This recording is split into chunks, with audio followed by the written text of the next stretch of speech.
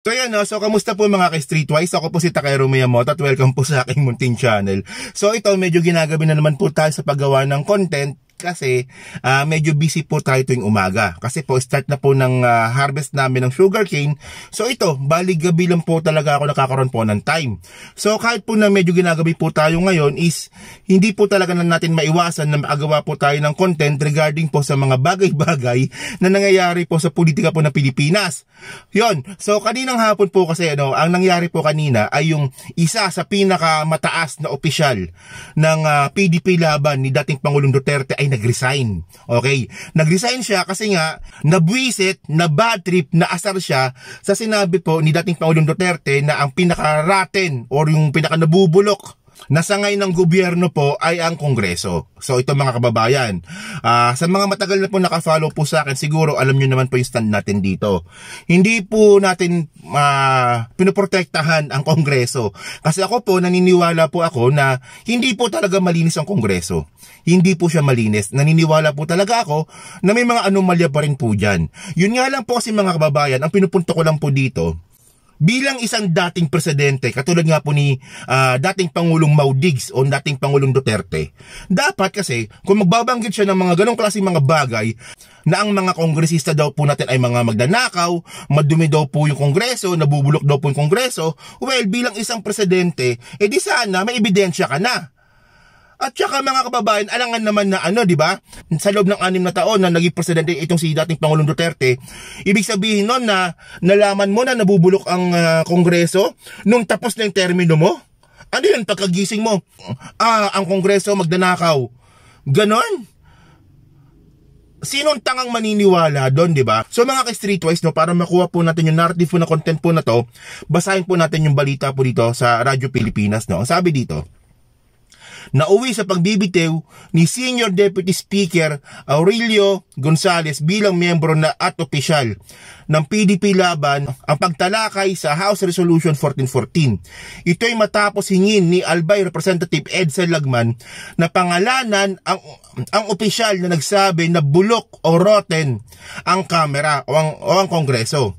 Pinili ni Gonzales na magbitiw dahil ang nagsabian niya nito ay ang kanilang party chairman na si dating Pangulo Rodrigo Roa Duterte o aka Maudigs na kumpare ni Xi Jinping.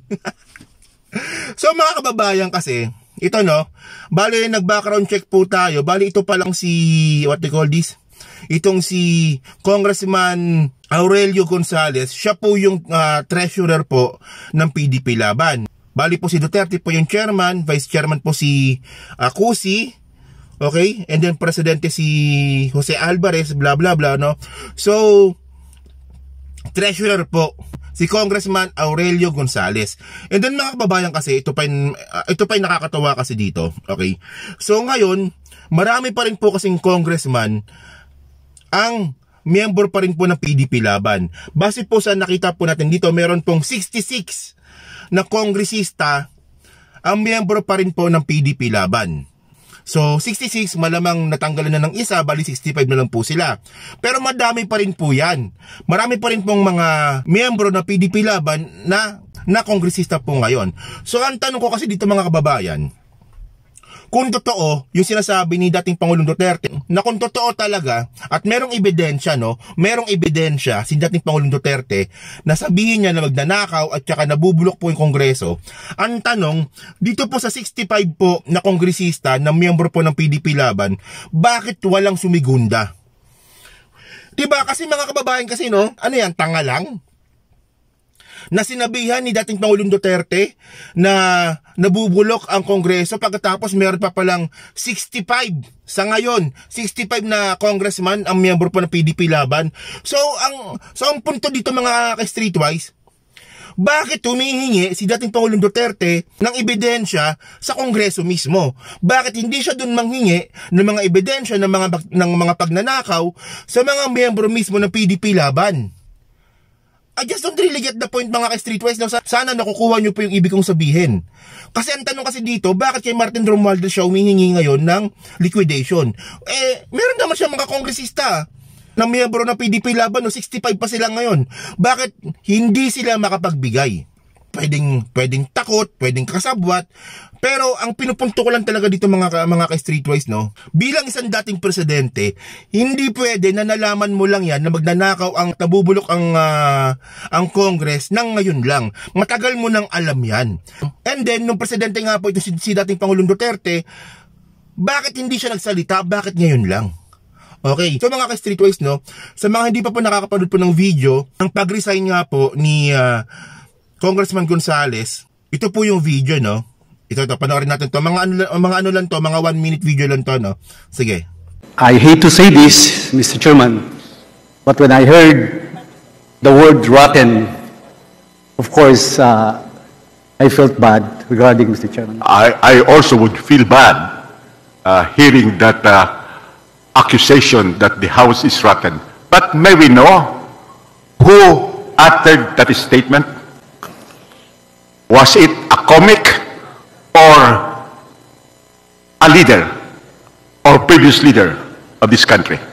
I will answer the question of Congressman Albay, Congressman Eche Lagman. But before I will answer your question, Mr. President of the PDP party, are you here? Mr. President, Congressman Alvarez, the one who uttered that word is our chairman from PDP Laban. Before I will answer, I will resign now as member and officer of PDP Laban. The former President Rodrigo Roa Duterte, the one who said that, Mr. Chairman. Thank you, Mr. Chairman. O yan so malinaw mga kababayan. So sa mga hindi pa po nakakapanood nung sinabi nga po ni dating Pangulong Duterte na nabubulok po itong Kongreso, ito po yun, no, panoorin lang po natin para at least kompleto po yung content natin, no. Sige, ito panoorin natin. Mag-liquidate ka. Ano yung masking? Mag-liquidation tayo and you will find out what is the most rotten institution dito. You will find out it's Congress. Kung walang limit ang ano nila dyan. Wala daw limit daw po yung nakawan, no? Parang ganun yung ibig niyang sabihin, no? So, di ba yung anak ni Duterte, congressman? Tika lang, hanapin ko nga, no, kung sure ako, no? Ito pala, si Paolo Duterte pala, congressman pa rin pala hanggang ngayon, no? So mga kababayan kasi, di ba? Ito, yung anak mo pala mismo, Digong, member pala ng Congress ngayon. Bakit hindi ka sa kanya manghingi ng ebidensya sa sinasabi mo? Di ba? Yung mga tanga naman na mga DDS, no, na sinasabi, nababasa ko kasi yung mga comment na hindi, pakita ninyo yung liquidation ninyo, yung kayong Congress kayo.